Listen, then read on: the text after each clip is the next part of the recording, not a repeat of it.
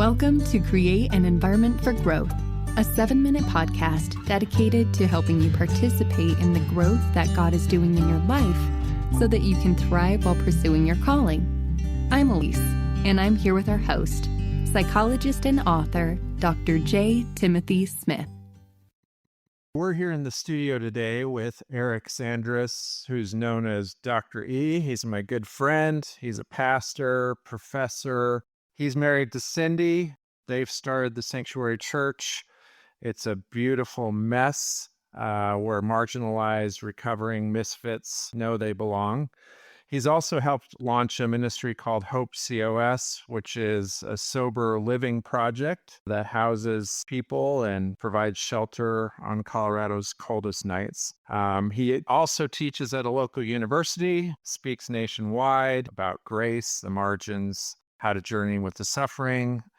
Eric and I have traveled some. We've been at refugee camps. We've been at conferences. Eric has been all over the world helping churches and ministries. So welcome, Eric. Happy to have you here. Well, Tim, I'm just so excited to be on your podcast. What an honor, especially after last week listening to Pete Kuiper. Wow. It's so good to work with you. I love your stuff, Tim. I love your heart and your ministry. So we want to promote your new book. I did just put out a book, The Ragamuffin Circus. It's my 5th book. And they often say that an author's last book, and I really think this will probably be my last book, is the one you should always read because it kind of is a summation of somebody's life and experiences and wisdom that they've gathered. And this last, especially 12, 15 years of my life working with the margins has taught me so much. The subtitle of the book is actually What the Margins Teach Us About God, Ourselves, and Others. So it's not a big virtue posting book where I just tell a bunch of stories about, hey, look how great I am. It's actually looking at what people have taught me. And it stems a lot. If the title Ragamuffin Circus sounds familiar to your listeners, it's because it is unapologetically dedicated to Brennan Manning and his influence in my life. The introduction is actually titled Brennan Manning Saved My Marriage. We had an ongoing relationship in which he worked on me and straightened up some things in my heart and my doctrine in my life. My goal is I just want people to keep reading Brennan Manning, even more than my book. That's awesome. So what is unique about the Sanctuary Church? I think Tim just mentioned it. I don't think the church should be a courtroom. And a lot of times that's what it ends up being, where we judge people's behaviors. We try to get them fixed right away. I don't think the church should be a museum where everybody's perfect behaviors are on display. It definitely needs to be more like a recovery room where they're not there to display perfection. They're there just to get healed. Yeah. You can't love people from a distance. And Jesus practiced the ministry of proximity. He was involved in people's lives. And I think it was John Lynch that once said this: what if it was less important that people got fixed and more important that they didn't have to have a secret? And that's really been the foundational philosophy of what we've tried to do. So you have a formula for growth that you quote quite a bit. Tell us that formula. Formula for growth. That's an interesting phrase. But we have had this working philosophy around here since the beginning. And it goes like this: healthy things grow, growing things change. Change brings pressure.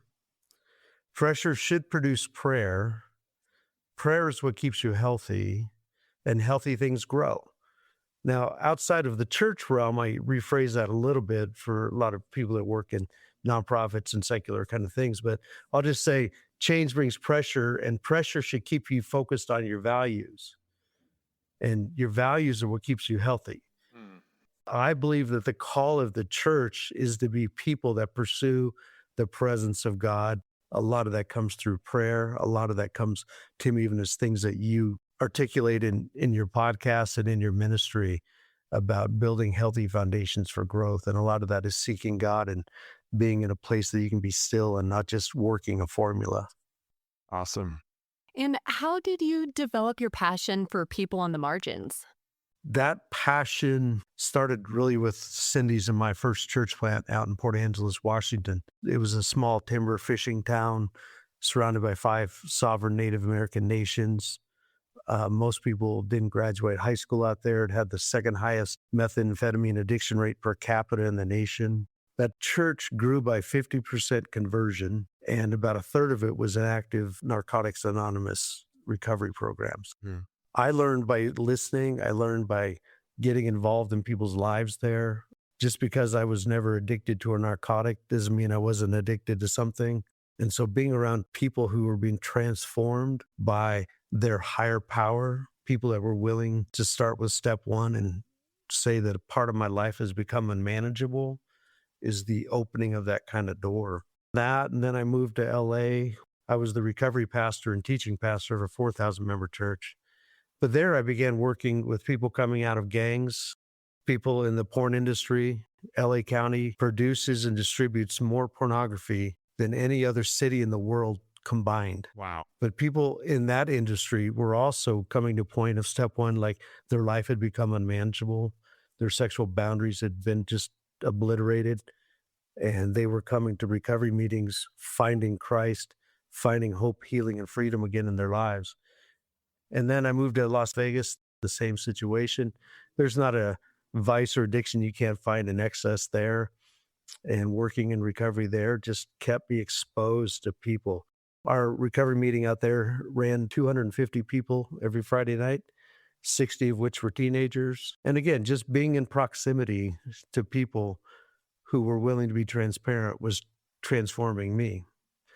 And I think it all coalesced here on the dark side of Colorado Springs and Manitou Springs, where there's more covens than churches, lots of heroin problems out here. I've learned a lot from now the homeless population, immigrant populations, under-resourced family populations. Yeah. Love your heart. I think everybody should read your book. What's the best way for people to learn more, to connect with you, to get your resources? You can go to ragamuffincircus.com, and that'll have a link. The book is available on all platforms. It's available in audio on Barnes & Noble and anything but Amazon, but the printed version is available everywhere. And so they can do that. They can also look at tscwest.org. That's the church's website. And you can also get hold of me through there. I think I'm on Instagram and stuff like that, but I'm old and I'm still learning how to do that. So that is awesome. Well, we'll probably have you in the studio again sometime because there's a lot more conversations that we could have. But check out the website. We'll have the links to that. But Eric, thank you so much for taking the time to talk with us. Love you, man. You're a brother in Christ. Glad to be on this journey with you. Love you too, my friend. Thank you so much. Thank you for joining us for this episode of Create an Environment for Growth. You can find more resources to help you grow by going to liveoakassociates.com. We also offer counseling and intensives, so please contact us if you feel stuck. We wish you shalom, which is the biblical word for all aspects of wholeness that result from God's will being completed in us. We look forward to hearing from you soon.